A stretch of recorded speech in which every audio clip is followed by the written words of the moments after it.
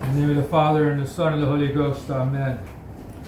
The star that led these kings, they rejoiced exceedingly when they again saw it after leaving Jerusalem. And it led them to Bethlehem, and it led them to the house where our Lord was, and it stayed over there, and it caused them exceedingly great joy. They were so joyful that they had found our Lord and found the home where he lived, and they were able to adore him and offer him their gifts.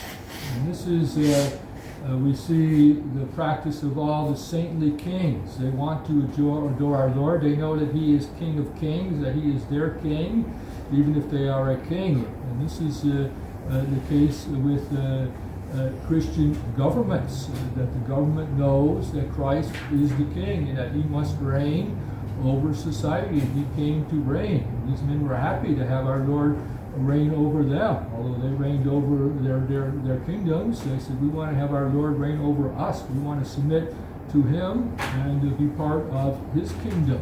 And this is the goal, that nations must recognize our Lord as king. He wants to be king. He wants to be acknowledged to be king. And this is something that we refuse to do.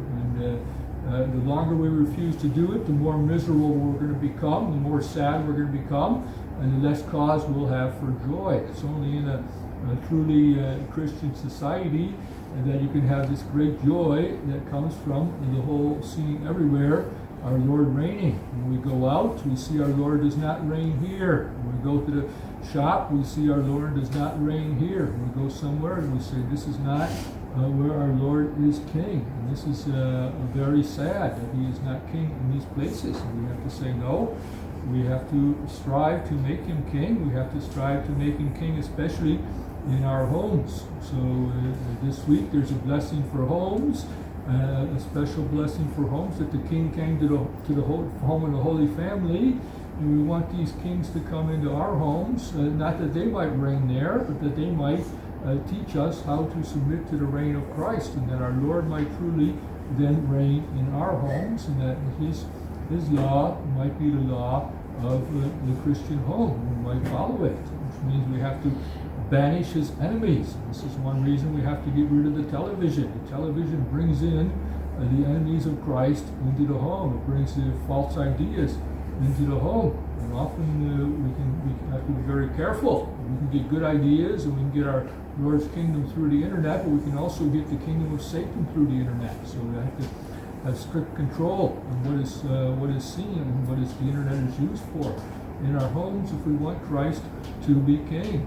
The newspapers, they don't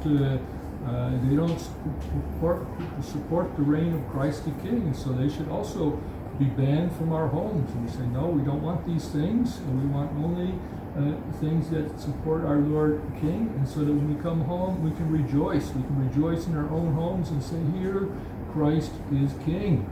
We have to try then to obey him by keeping the peace and the harmony that goes in the kingdom of Christ. And so this is where we have to try to have homes. We'll see this next Sunday, the Feast of the Holy Family, but we have to have our homes be like the home that our Lord lived in, that St. Joseph and Blessed Mother Mary lived in. We want that to be the model for all of our homes. And we want Christ to be king in each one of them. And so we want to pray to this, and we can pray to these three kings, Gaspar, Balthazar, and Melchior, that they might intercede for us, so that we can truly submit to the law of our Lord and truly respect his kingdom.